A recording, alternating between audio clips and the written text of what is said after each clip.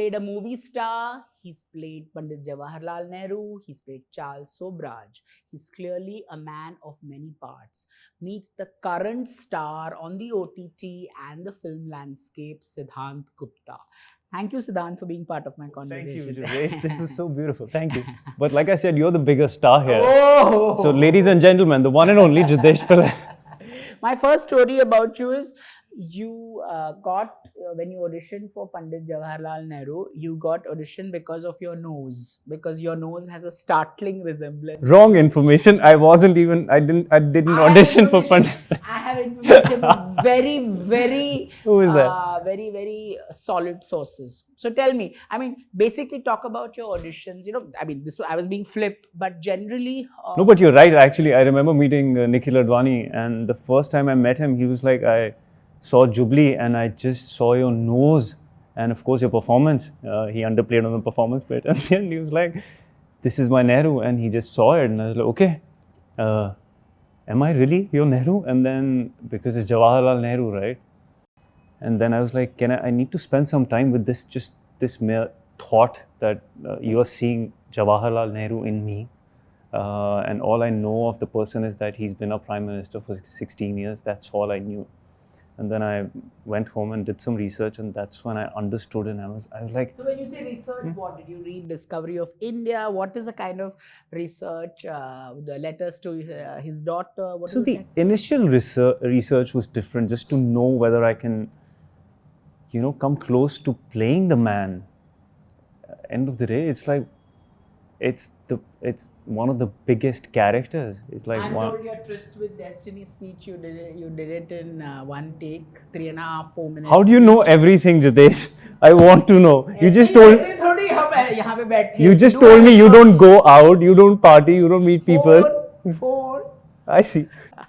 So tell me about your not substantial, but your Tryst with Destiny speech. Tell me how did you prepare for that, and I don't know how to explain. How does a pianist explain how he plays the piano? You cannot explain these things. They're just like they get into your system, and it's a make-believe world, and you just believe that you're this other person, and just keep believing until the other person in front of you believes that.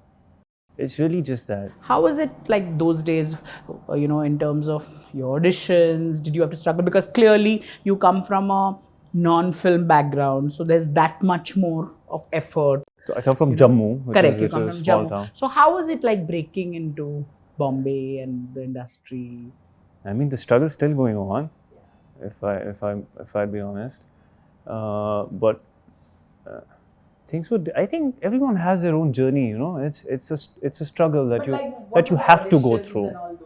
I remember the first time I went for an audition. It was an ad audition. I was supposed to become a pilot, landed here in Bombay. I was like, I need to do this. I don't know why that is. And then I was holding that slate, and I was just like, I could feel all my nerves, and I just couldn't even say a word, and I just left. And here I am. It took me so much to convince my parents, who like, your small town mentality in Jammu, and then cut to here I am holding a slate and I'm not even able to speak anything, and I'm like, what have I done with my life? So that's how it started. You were a model, like I know you modeled for in Delhi. In Delhi. Yeah. Then when did you decide, or is it natural? Every model wants to be an actor. It's the natural progression in the sense, because as a model you're very limited, especially here. We all know the culture that there is. Self-life is less, no? Models. Work is lesser, all you have to do is walk the ramp, and it was not interesting enough. It was interesting, but not enough. And then I came here and wanted to find my way as an actor, and eventually here I am sitting in front of Jitesh Pillai. So I think I'm on the right track. First, tell me about your journey. Then you did a Bollywood film. What were your highs and lows? Like everyone else who just comes from a small town, naive as I was, and still am in a way. I think I've preserved some sort of innocence that still prevails inside of me.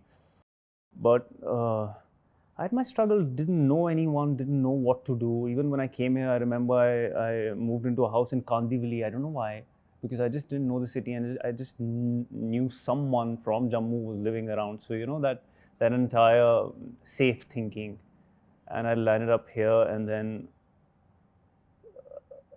wow, it's been a long time I've even thought about this. How I used to go for auditions and stand in a line of hundreds just for an ad, and then you don't even get it. Uh, and then did an acting course here in Bombay, which sort of helped, but not much. And the struggle was going on. And then I remember after that acting course is when I got my first ad, which was Hero Honda, and I got so happy. And it was such a cool ad. And then I got some 2-3 ads that kept me going, that also kept my parents' ka sanity intact. Okay, kuch to kar raha hai.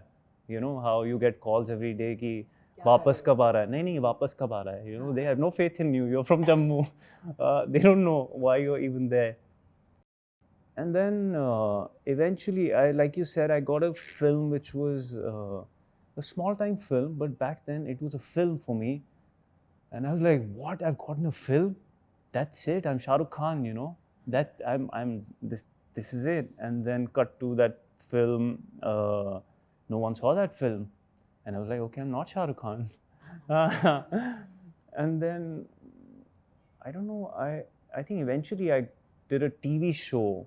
That really worked for me. That was like a romantic comedy space. And that show became really popular, and I was playing this character, Kunj. He became really popular. Even today, every day I get messages, even today after so many years. And I got to travel, I made some money, and after a year they wanted me to sort of pursue it. You know how it is, it's a never-ending process. But I was like, I don't want to be the bored of one thing that I've chosen to do in my life. And then I was like, what do? I quit. And then I thought I must move on, move forward in life and find my way and understand what I want to do. And while, you know, everyone wants to transition from TV to films, and it's even tougher, that's when I did a dance show called Jhalak Dikhla Ja. You were very good. Oh, thank you. I was terminated in the 4th or 5th round. I don't know why. I was like, yeah, I'm doing so well. Yeah, why are you terminating? And that happened. And then after that, I got a film called Bhumi, which was a Sanjay Dutt comeback film, and I had a little cameo in the film where I was told you have 2-3 songs and they're promoted, you know, just do it and blah blah blah. And I was like, okay, maybe this is the way. You have to sort of get into something, do something. So I took it up, and we all know what happened with Bhumi. And that's when it really hit me, because here I am standing in a position where no one wants to work with me. You know, no one's even calling me for auditions because casting directors, they consistently look for talent, and maybe I hadn't discovered it then. And so I was honest with myself, and I took a little pause. You know, it's like there are a lot of people in this city who strive to be an actor, who strive to just, you know, do something and become someone. And I just found myself right in the middle of it. It was like a tunnel where everybody's just going after each other, and even the dreams are borrowed. You know, no one knows why they want to even be an actor. They just want to be an actor. And I'm like, and I just stood there and I was like, what do I do now? No one wants to work with me. The only way left is to go back to television, which I just couldn't go back. And I have no opportunity. People are not even calling me for auditions. What do I do? Anyways, eventually I'd made some money, and then with my elder brother's advice, I went to London for that was my first solo trip. I was like, you know, what fascinated me was back then I used to watch these films, and I remember there was this one film called The Intouchables. It's a French film. I saw it, and it's like I don't know how, to each his own, how a film does something inside of you and it changes something inside of you. I saw that film, and towards the end, I'd never before cried in a film, but that was the film where I was just sitting, I was laughing, I was smiling, and suddenly I'm crying. I was like, and it was sheer honesty and authenticity in that performance. I was like, okay, what is this thing that is fascinating? I wanted to understand, if I have to do this work, what is this work? Why do I want to do this work all my life? It's one life. And I ended up in London. And when you're looking for opportunities and the doors they open up for you, Niranjan, like we spoke about, he referred a faculty from Drama Center, Liana Norton. He said, I've heard she's really, really good. And I somehow managed her email ID, and then I met with her in London.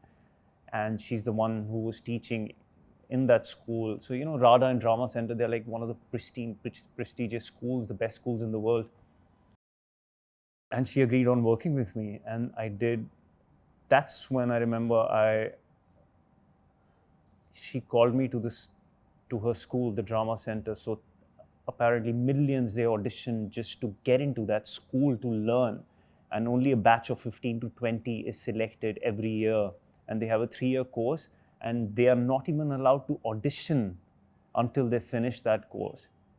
And I went and I saw what was happening in that school, and I was like, these guys are preparing to be in the army, It was insane. They had their ballet classes, they had their voice classes, they had their body movement classes, they had their art classes. So everything to do with art, everything that helps you find something inside of you which is worthy of art, worthy of contributing to the art that exists in the world. They teach you, they nikalo it out of you.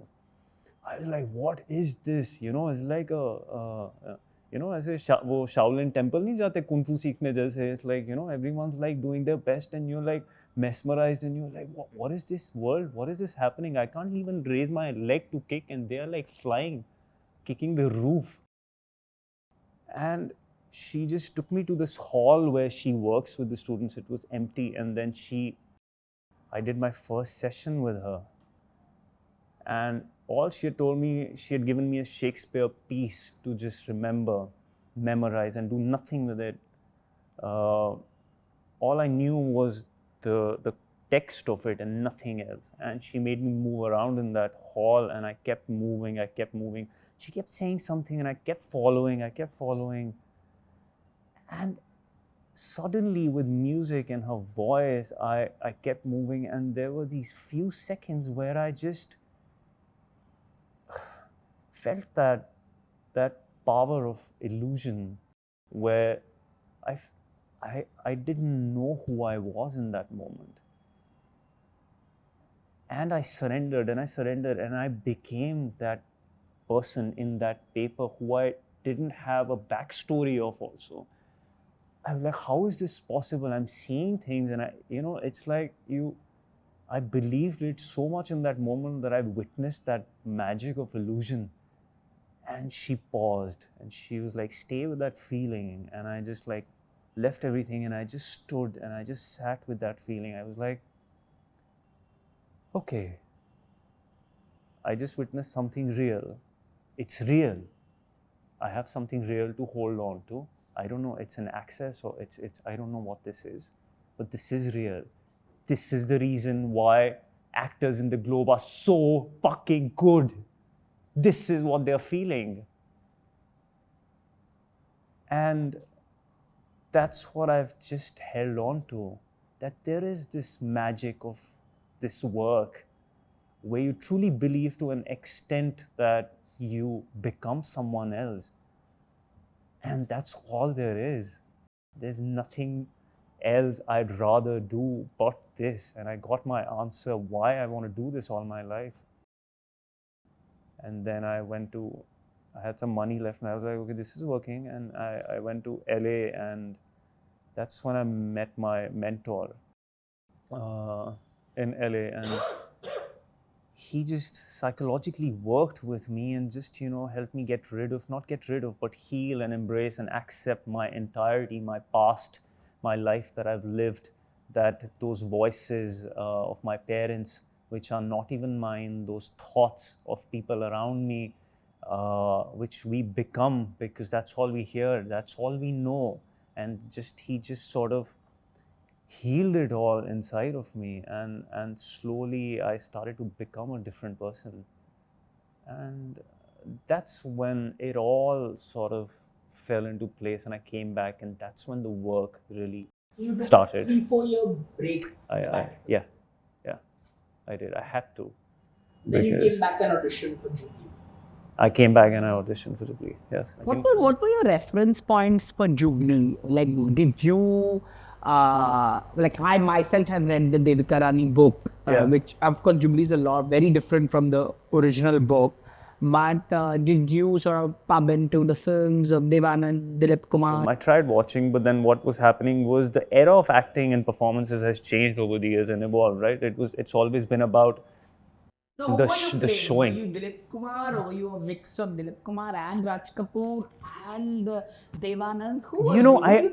Honestly, it's very subconscious. You don't even know, but I wanted to create a blend, just that a person who was living in that time and who has come from a theatre background, and he's got so much energy in him, and he doesn't know how to channel it, and he finds his way, and then he lives in his own world, and he makes films, and he acts in it, and they are loud with gestures and all of that. I wanted to do all of that, so it's just, it was great. Thank you. Very good. Well done. Thank you. So tell me something interesting about that time, like when you were how many days did you shoot for Jubilee, and what were, like, I'm sure you will have some reference, like while you said you try not to consciously watch movies, but did you have some sort of reference point? What was were you uncomfortable doing romance? Were you okay with kissing? Were you, There wasn't any. I think Apar and Mamika had a kissing scene, if I remember. But I had no apprehensions in terms of when you live a life, you live that life. You have to be as honest as you can be to that life, and there's no. All those partition sequences, when you're in that camp and all that, was very, very well done. It was very well. Oh, thank you. But that's the thing, you have to go through that fear and then pain, and that's when you explode with joy. It's like you bring in your own story to the story that's written. As an actor, because we're all living our own individual stories away from anyone else or the world that we're living in. No one understands it but you. And so that is, I think, that Vikramaditya Motwane captures really well, and he creates the atmosphere. There's something alive on his set. When you reach there, you feel that this is that world. He gives you the world, and he's like, live. That's it. That's all he does. And it's all real. You find your reality in that. So being this method actor, while you're on the set, you never switch. Even lunchtime, you're being... I don't know what this method actor is, first of all. Lunchtime also you're being Nehru. Lunchtime also you're being Jubilee ka actor. You're not interacting with your co-stars. You're crusade into your this thing so much. You're learning your lines, which is good. I think so. Because I realized... Can you lighten up for a change? If I'm playing a light-hearted character, I'm lit. If I'm playing a character, like especially the story of Freedom at Midnight, for instance, it's just helplessness in 7 episodes, right? I mean, it opens up in the 2nd season, which is great, but otherwise it's just all mat karo, division mat karo, blah, blah, blah, blah, blah, blah. You have to wear a rose at every press conference and then give it to one of those pretty girls after the press conference. Every day after shoot, I used to give it to someone or the other, not just limiting myself to girls, but also men. And they accepted it with a big smile. More fan mail from men or from women? Both. Yeah. I think that's great. So how many want to marry you? How many want to do unmentionable things to you? Everyone wants to do everything. This is a good thing, nah? I think it's great. But I want to take you back to the auditions, that phase. Yeah.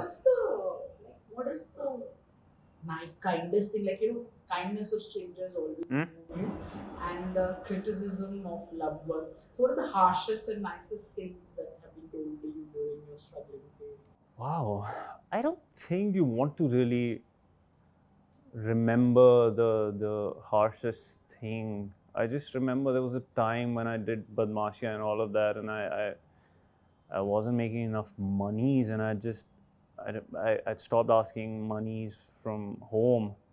And there was this one time I was in the need, and and while my parents had always really been supportive, and I think that's very important. Not really mentally, but in some way, initial setting up and just helping you with all of that. But I think in conversations long ago, and my father had said, maybe he was also going through some tough times, and I was also in the need, and he said something in terms of I don't know, subtly, not really out there, but not being able, I won't be able to help. It's and Everybody has that phase where The parents give up, like saying, "Now you yeah, better get a proper job." oh sure. But at times, when the arguments are heated, they also jatao what all they've done for you, which is the truth, but it hits you. I think that was one day ever since I haven't ever asked them for anything. Maybe I'm sensitive that ways, but all for a good reason. It only made me do more. did it all take a toll on your mental health, the struggle? How did you? Yeah, I mean, yes, but I mean, I found my sanctity because I found these great teachers who helped me, clear my kachara thoughts. So all I realized was, our thinking is so confined and limited, and it's all about waiting. It's a lot of waiting game here, right? You're when paid to wait. Yes, but initially you're not even paid to wait. You're just supposed to wait. There's no other way. And the thing is, all your energy and effort you waste in waiting for the right thing. And you think you're doing everything, and you think you're ready, but you're not. And really, I wasn't. I didn't get anything until I was truly ready. When I was truly ready, I got everything. Everything. That's how it works. And I think we're living in beautiful times because thanks to these web portals, thanks to Netflix and Amazon and Hotstar and Sony and all these web portals, literally suddenly you have the talent in front of your eyes, and it's all changing really fast. I don't know if people are realizing it or not. I'm sure they are. I keep that, I like to think about these things, what's happening, where are we? If we look at the South industry, and suddenly, how they sort of made a storm. They came with a storm, literally. And for them, that's when I was like, it's that hero culture. They are written as heroes, they're treated as heroes, and they have that hero energy on set, and that is what reflects, and people are like, hero. That's what, it is that, right? So, I mean, It's interesting, which is true. It is that, but there's also diversity in heroism. There are many kinds of heroes. Everyone's a hero of their own story, whatever. So, I mean, I think there's a lot of scope for stories in general. I think the idea is to sort of coexist is the new language. Like I remember Black Warrant came out, and we were just chilling, and Vikramaditya Motwane was there, and then Patalok also released, for instance. So just the mere mentality of him, because I don't know very many people, and he was like, I'm just so happy that we are living in the times where we are coexisting and both are doing well. That's the better world, And so, I mean, just the idea of not being the only one in the race, it's so boring and passe to understand. You become that person, and that's not a hero thinking. I was told that you were even speaking in that French accent during lunchtime, and people thought you were weird. Yeah, people, on set, they really think I'm weird, and I live with that weird, and that sets me apart. And it's great weird.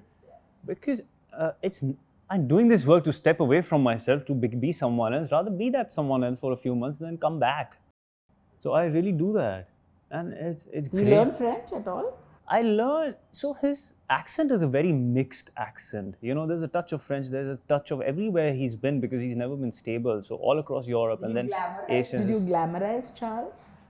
I think he's already too glamorized, no? Imagine when he was living here, there were every Shame week. on you for glamorizing crime. I'm not glamorizing crime. I'm just speaking the truth. While he was here, he had articles, front pages every week. So, you know, we've already glamorized him in his times when he was here. I was just playing my part. Honestly, guys, what do you want me to do? Not do a good job and say, I'm Charles Sobhraj, but I'm bad. But I like I'm you a more bad in, person. I liked you more I mean- in Jubilee than in Black Warrant. I know. I know. I heard that. As much as I like Black Warrant, I preferred you. But that's me. I'm in a minority. I think everybody's loved you. I'm in a minority. I mean, because you're Jitesh Pillai, it pinched. But then, you know, the fact of the matter is when 99.9% of people, they are fascinated by it, then that hurt fades away. Of course. So, And I more mean, power it to you. didn't. You should continue. Thank you. So tell me, like, have you always been this weird, or in good weird? Have you been like, do your friends and family find it very difficult to adjust to your? How do your loved ones adjust to you? They think you're crazy, you're loony, you're cracked. What do they think? All of that and more, I think. But at the same time, I think they are the ones who remind you of the road that you've traveled, because fortunately, I've all my everything in my life, my family, my friends, my relationships, etc.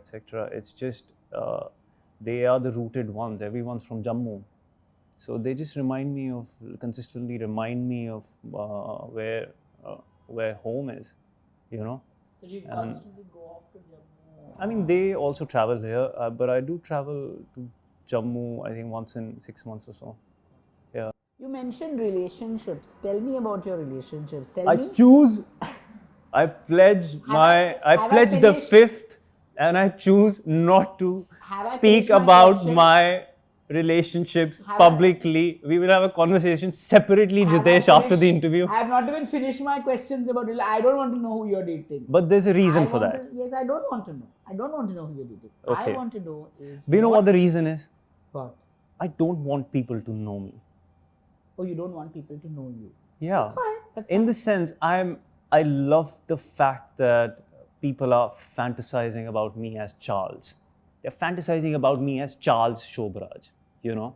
Wow, they're fantasizing about no. you. I thought they'd fantasize about you. As You the mentioned it Jubilee already. star. All I'm saying is I don't want to take it away from me that, for instance, they're fantasizing You're not even about me. hearing my question. You're not even hearing my question. I am saying, Okay. what have your relationships taught you?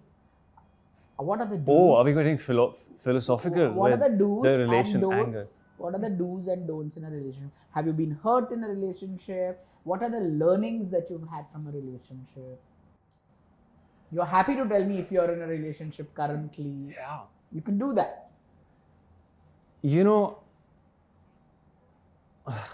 there's one thing that if I've learned, held on to lately even more so, is to actually build a character.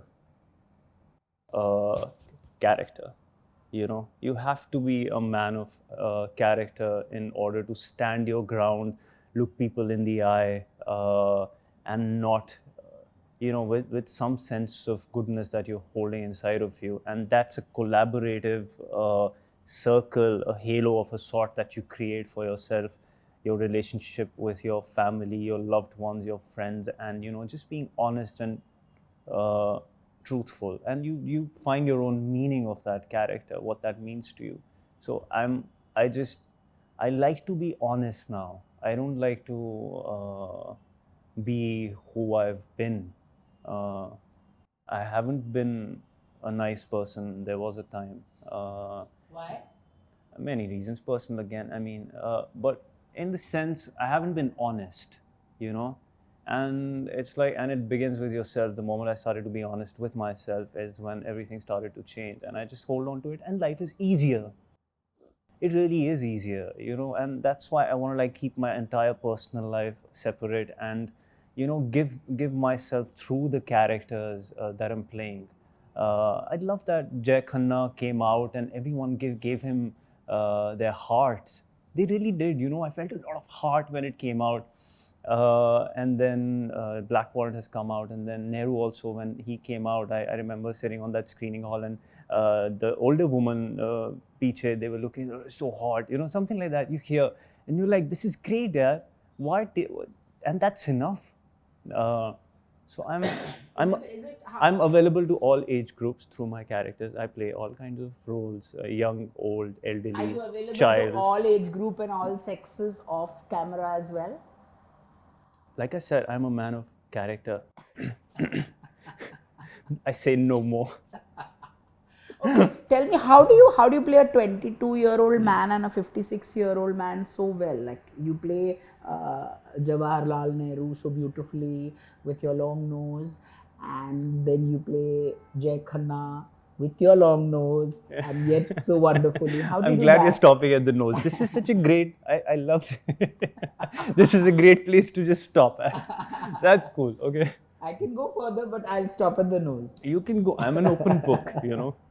You just said you don't speak about your personal life, and now you're saying I'm an open book. With you, I said. Achha, okay. I told you we'll have a separate conversation Okay, later. okay. But I mean, not publicly. I don't want to Okay. So deprive tell me, myself. how do you play a 22-year-old and a 56-year-old so well? Oh, you know, you know, it's a mystery that I cannot explain, and that keeps the artist alive. It's not that I'm hiding anything. I really want to give away everything that I can because I really want. I want to see great performances around me. I mean, I want to see more cinema. Because that is where we are headed, to be honest. There's no space for mediocrity left. People are striving to be their best. So just, you know, coming with their best feet forward and also dragging their not so best feet, accept, you know what I mean? It's like not leaving it behind. I'm consumed by it. It takes over my being, my system. It gets into me. And I just let it. So fortunately, I have been offered these great characters who don't even need introductions, you know. And I made a conscious choice of doing that because after Jubilee, the world really opened up in terms of work. You know how it is when someone comes in and he's appreciated and accepted, and you know that what happened after Jubilee.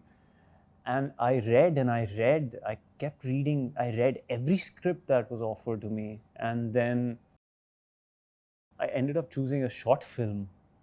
And I just I was disappeared for 2 months doing that short film because we all have seen what has come out in the past, 2-3 years now. There's only a handful of stuff that you'd really appreciate and value. And so I just didn't want that. And I was aware of the fact that, okay, the best of the scripts are going to the A-listers and the rest of the stuff floats in the market and that somehow finds you. And that stuff just didn't stay with me. That left me the next day. It didn't do anything to me. So you said no to a lot of films. What about film offers? Do you get a lot of film offers? Oh, for sure. I mean, many. Is there anything that is in the pipeline that you can talk about? You know, this world is a strange place, Jitesh. It's like, I don't know. I hope this mentality and the way of functioning and this word safe in as far as the business of it is concerned changes sooner rather than later. I'm desperate for these guys, Netflix and Amazon people. You know, their mentality is very clear. They are interested in quality content making, and it's a great blend of business and talent. They have a good bunch of faces which are known. They have a great bunch of talent who are not known, and they are giving you everything. So they are aiming for quality rather than here. When most of the production houses, we all know who are edgy enough makers like Vikramaditya Motwane or Zoya Akhtar. You know, they choose edgy actors, but otherwise it's all very safe. And like I said, it's a waiting game, and I kept waiting for the right script, and when it actually, not too long ago, one of the I read something and I was like, wow, this is great, and it was a film, is a film. And I got excited to an extent where I just went the next day and I just read the scenes, and they were great. I know I have that animal that's written in that script, and I went the next day and I read it, and it just resonated. Suddenly I got the calls, everyone got together, the entire team, producers, etc., etc., etc., and it just sort of it all fell into place. I was like, okay, great, I found my next thing that I'm doing, and it's a film, and it's just great. Cut to a few days later, it goes to someone who has more commercial viability, and that's fine. Why I feel bad is for that. I don't feel bad. What if they end up making a great film, and I hope so. But at the same time, what happens to the most beautiful scripts, those scripts, they demand the one who is who's right for that character, And even when you know that, when you want to just go and take the safer route, you end up making a mediocre film. So the greatest of the scripts, they turn out to be mediocre. And that's the problem. They are okay with it because they have their monies covered.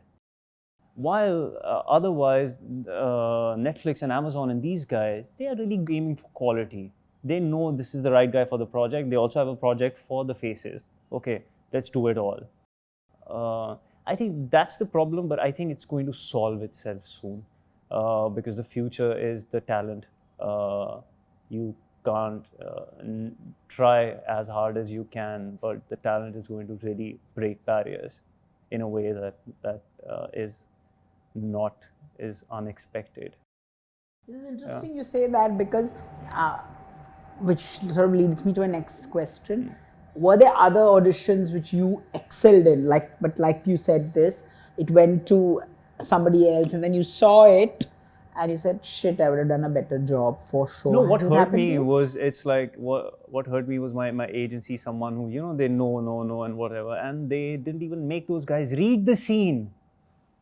Guys, come on, which world are you living in? You have a great script. I mean, at least, do the honors of making sure that you're taking the right guy. I still hope they end up making a great film because it's a great script. It'll hurt me if they don't. I mean, that's the difference, It's, there you have in the globe that we all chase, you have a Christian Bale auditioning for Batman. An actor of his stature, he auditions for Batman. That's value and that's clarity. They surrender to the process because they know the world is bigger. You're leaving behind something that is going to stay forever. That's the value. That is what I feel is missing. That intent is sort of missing. Having said that, I think we are living in the greatest times. We are headed to better times. Does it make you cynical when has it made you cynical over the years, when your ups and downs, many downs, few ups? Did it make you, what is going through your mind? It does, but then life plays a part in the most spectacular way. I remember there was this show I was really excited to do before Jubilee. And we were prepping for it, and we were really prepping hard for it. It was a big show and spectacular show, and I was really looking forward to it. And suddenly it was put on hold. And everyone was shattered because there's some reason, creative differences, it was just put on hold. And suddenly, how do you come back from that depression where you've given yourself to the character, you are on the verge of shooting in about a month or two, you're preparing hard for it, and it just stops. And it's the biggest thing you've gotten. And then life plays a part where it gave me Jubilee right after. And I was like, oh, okay, that's why. And right now, it's like this went away and I was jolted just for the mere reason that it was right for me. I was right for it. But it went away, and I let it. I was like, okay. And then I found something great. What great? Like I can't reveal that right now. Is it a series or I is ain't it a telling ya. film? No. You can't even tell us if it's a can't. series. I Okay, tell me, cannot. who are the actors who have really influenced you? The actors, like you mentioned Christian Bale, of course, but I'm saying That was just an with example. Indian actors, who are the I would Indian say the top on the list. I'd say, since we are still at Christian Bale in that level. So it's like a level in the sense the globe. Come to Bollywood. I will come, but after I say Meryl Streep. I have my own reasons. People have their own reasons. We all have favorites. My favorite really is her because it's the way she, as audiences, she takes you on a journey so safely, and you don't doubt it. You know, and she changes with each film. She brings in something new with each film. You never see Meryl Streep playing Meryl Streep. You always see someone else in someone else. She's kept the mystery alive, like I said. So that's why. Yes, you asking. Yeah, and go on. And in the Indian context, in the regional context, are the actors you like? You know, I'd say I used to love Irfan Khan. I used to love him, and there are performances over the years that has really stayed with me. And you know, for some reason, I just don't watch a lot of cinema. I'm not a cinema buff. I really don't. It's like the last film I had seen would be the one I had to go for the screening, like you have to attend your attendance. You know, it's literally that. Otherwise, I'm just at home. I'm not even watching films, and I'm like, what's wrong with me? I want to be an, you know, like I am an actor, and why am I not watching stuff? But I don't know, I'm just not watching stuff.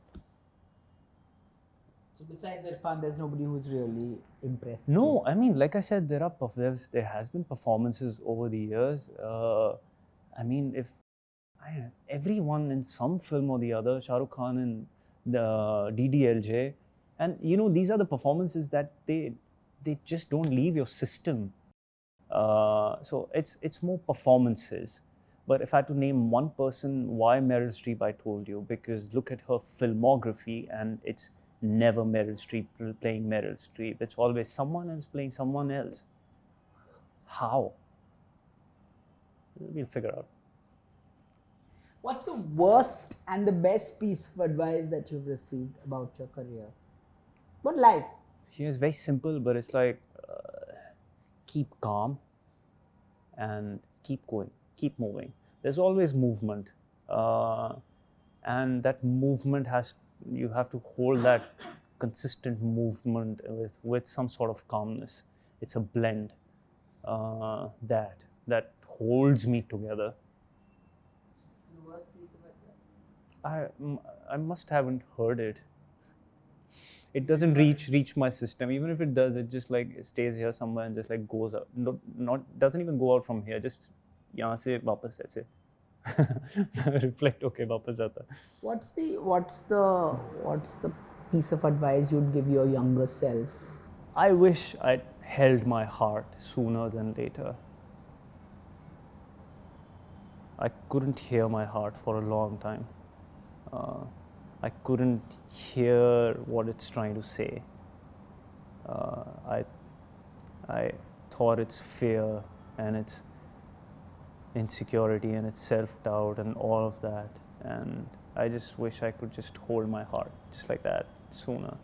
So here's hoping that you hold your heart close to yourself and hear your heart more. Thank you for being such a formidable and wonderful actor. Oh, thank you for the conversation. Thank you, Jitesh. Thank you so much. Thank you.